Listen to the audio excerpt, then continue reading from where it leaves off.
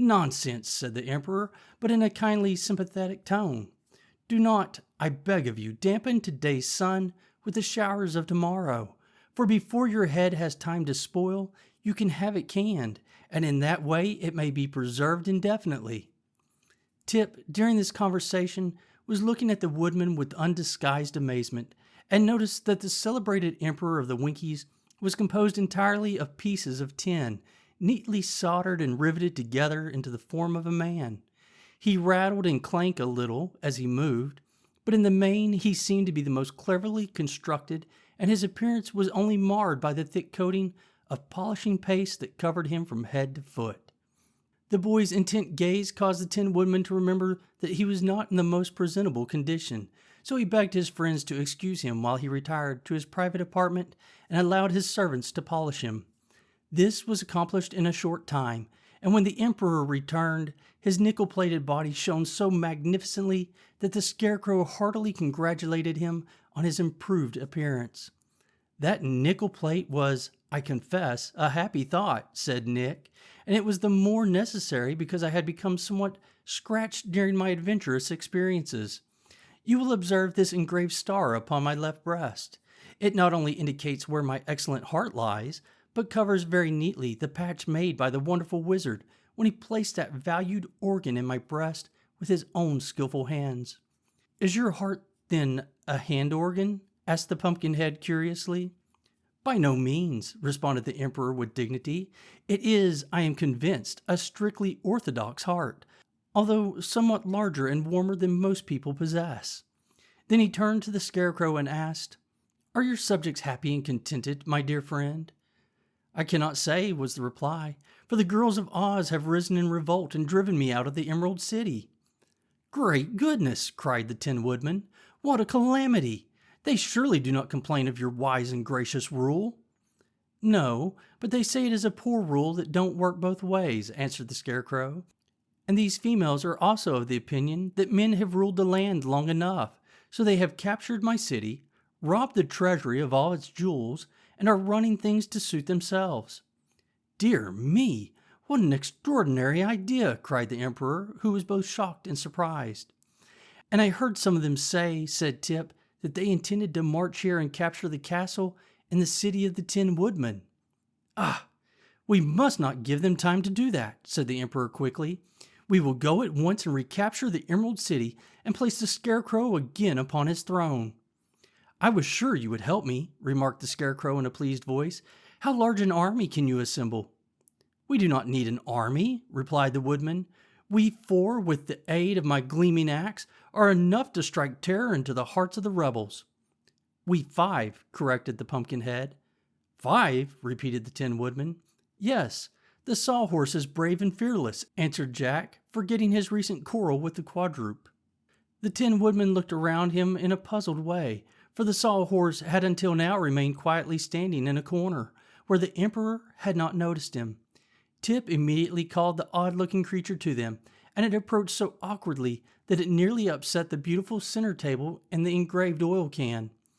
"I begin to think," remarked the Tin Woodman as he looked earnestly at the Sawhorse, "that wonders will never cease.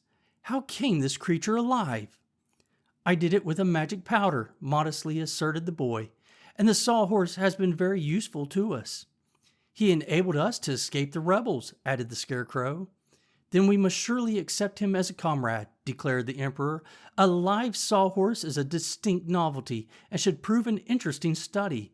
Does he know anything?" "Well, I cannot claim any great experience in life," the Sawhorse answered for himself, "but I seem to learn very quickly, and often it occurs to me that I know more than any of those around me." "Perhaps you do," said the emperor, "for experience does not always mean wisdom. But time is precious just now, so let us quickly make preparations to start upon our journey." The emperor called his Lord High Chancellor and instructed him how to run the kingdom during his absence. Meanwhile, the Scarecrow was taken apart, and the painted sack that served him for a head was carefully laundered and restuffed with the brains originally given by the great wizard. His clothes were also cleaned and pressed by the imperial tailors, and his crown polished and again sewed upon his head, for the Tin Woodman insisted he should not renounce this badge of royalty. The Scarecrow now presented a very respectable appearance, and although in no way addicted to vanity, he was quite pleased with himself and strutted a trifle as he walked. While this was being done, Tip mended the wooden limbs of Jack Pumpkinhead and made them stronger than before, and the Sawhorse was also inspected to see if he was in good working order. Then, bright and early the next morning, they set out upon the return journey to the Emerald City, the Tin Woodman bearing upon his shoulder a gleaming axe and leading the way, while the Pumpkinhead rode upon the Sawhorse, and Tip and the Scarecrow walked upon either side to make sure that he didn't fall off or become damaged. Mr. H.M. Wogglebug, T.E. Now, General Ginger, who you will remember commanded the army of revolt, was rendered very uneasy by the escape of the Scarecrow from the Emerald City. She feared, and with good reason, that if His Majesty and the Tin Woodman joined forces, it would mean danger to her and her entire army, for the people of Oz had not yet forgotten the deeds of these famous heroes who had passed successfully through so many startling adventures. So Ginger sent post-haste for old Mombi, the witch, and promised her large rewards if she would come to the assistance of the rebel army. Mombi was furious at the trick Tip had played upon her, as well at his escape and the theft of the precious powder of life, so she needed no urging to induce her to travel to the Emerald City to assist Ginger in defeating the Scarecrow and the Tin Woodman, who had made Tip one of their friends. Mombi had no sooner arrived at the royal palace than she discovered, by means of her secret magic, that the adventurers were starting upon their journey to the Emerald City. So she retired to a small room high up in a tower and locked herself in while she practiced such arts as she could command to prevent the return of the Scarecrow and his companions. That was why the Tin Woodman presently stopped and said, "Something very curious has happened. I ought to know by heart in every step of this journey, yet I fear we have already lost our way." "That is quite impossible," protested the Scarecrow.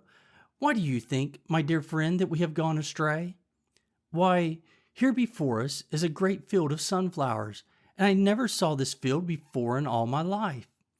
At these words they all looked around, only to find that they were indeed surrounded by a field of tall stalks, every stalk bearing at its top a gigantic sunflower. And not only were these flowers almost blinding in their vivid hues of red and gold, but each one whirled around upon its stalk like a miniature windmill, completely dazzling the vision of the beholders and so mystifying them that they knew not which way to turn. "It's witchcraft!" exclaimed Tip. While they paused, hesitating and wondering, the Tin Woodman uttered a cry of impatience and advanced with swinging axe to cut down the stalks before him. But now the sunflowers suddenly stopped their rapid whirling, and the travelers plainly saw a girl's face appear in the center of each flower. These lovely faces looked upon the astonished band with mocking smiles, and then burst into a chorus of merry laughter at the dismay their appearances caused. "Stop! Stop!" cried Tip, seizing the woodman's arms. "They're alive! They're girls!" At that moment the flowers began whirling again, and the faces faded away and were lost in rapid revolutions. The Tin Woodman dropped his axe and sat down upon the ground. "It would be heartless to chop down those pretty creatures," said he despondently, "and yet I do not know how else we can proceed upon our way." "They look to me strangely like the faces of the army of revolt," mused the Scarecrow, "but I cannot conceive how the girls could have followed us here so quickly."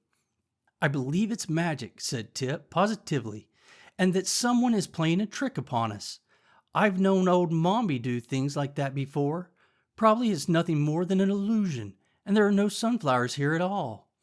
"Then let us shut our eyes and walk forward," suggested the Woodman. "Excuse me," replied the Scarecrow, "my eyes are not painted to shut. Because you happen to have 10 eyelids, you must not imagine we are all built in the same way." "And the eyes of the Sawhorse are not eyes," said Jack, leaning forward to examine them. "Nevertheless, you must ride quickly forward," commanded Tip, "and we will follow after you and so try to escape. My eyes are already so dazzled that I can scarcely see." So the Pumpkinhead rode boldly forward, and Tip grasped the stub tail of the Sawhorse and followed with closed eyes. The Scarecrow and the Tin Woodman brought up the rear, and before they had gone many yards, a joyful shout from Jack announced that the way was clear before them. Then all paused to look backward, but not a trace of the field of sunflowers remained. More cheerfully, now they proceeded upon their journey, but old Mombi had so changed the appearance of the landscape that they would surely have been lost had not the Scarecrow wisely concluded to take their direction from the sun. For no witchcraft could change the course of the sun, and it was therefore a safe guide. However, other difficulties lay before them. The Sawhorse stepped into a rabbit hole and fell to the ground. The Pumpkinhead was pitched high into the air, and his history would probably have ended at that exact moment had not the Tin Woodman skillfully caught the pumpkin as it descended and saved it from injury. Tip soon had it fitted to the neck again and replaced Jack upon his feet. But the Sawhorse did not escape so easily, for when his leg was pulled from the rabbit hole, it was found to be broken short off, and must be replaced or repaired before he could go a step further. "This is quite serious," said the Tin Woodman. "If there were trees nearby, I might soon manufacture another leg for this animal, but I cannot see even a shrub for miles around." "And there are neither fences nor houses in this part of the land of Oz," added the Scarecrow disconsolately. "Then what shall we do?" inquired the boy. "I suppose I must start my brains working," replied His Majesty the Scarecrow, "for experience has taught me that I can do anything if I but take time to think it out." "Let us all think," said Tip, "and perhaps we shall find a way to repair the Sawhorse." So they sat in a row upon the grass and began to think, while the Sawhorse occupied itself by gazing curiously upon its broken limb. "Does it hurt?" asked the Tin Woodman in a soft, sympathetic voice. "Not in the least," returned the Sawhorse, "but my pride is injured to find that my anatomy is so brittle." For a time the little group remained in silent thought. Presently the Tin Woodman raised his head and looked over the fields. "What sort of creature is that which approaches us?" he asked wonderingly. The others followed his gaze and discovered coming toward them the most extraordinary object they had ever beheld.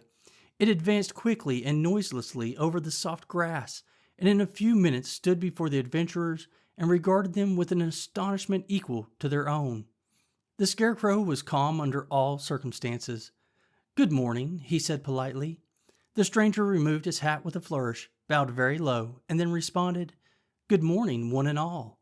I hope you are, as an aggregation, enjoying excellent health. Permit me to present my card." With this courteous speech, it extended a card toward the Scarecrow, who accepted it, turned it over, and handed it with a shake of his head to Tip. The boy read aloud, "Mr. H.M. Wogglebug, T.E." "Dear me!" ejaculated the Pumpkinhead, staring somewhat intently. "How very peculiar," said the Tin Woodman. Tip's eyes were round and wondering, and the Sawhorse uttered a sigh and turned away its head. "Are you really a Wogglebug?" inquired the Scarecrow. "Most certainly, my dear sir," answered the stranger briskly. "Is not my name upon the card?" "It is," said the Scarecrow, "but may I ask what H.M. stands for?" "H.M. means highly magnified," returned the Wogglebug proudly. "Oh, I see." The Scarecrow viewed the stranger critically. "And are you, in truth, highly magnified?" "Sir," said the Wogglebug, "I take you for a gentleman of judgment and discernment. Does it not occur to you that I am several thousand times greater than any Wogglebug you ever saw before? Therefore, it is plainly evident that I am highly magnified, and there is no good reason why you should doubt the fact." "Pardon me," returned the Scarecrow, "my brains are slightly mixed since I was last laundered.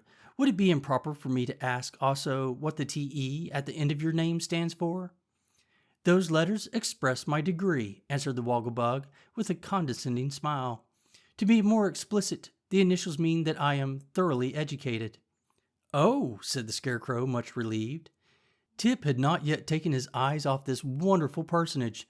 What he saw was a great round bug-like body supported upon two slender legs which ended in delicate feet, the toes curling upward. The body of the Wogglebug was rather flat, and judging from what could be seen of it, was of a glistening dark brown color upon the back, while the front was striped with alternate bands of light brown and white, blending together at the edges.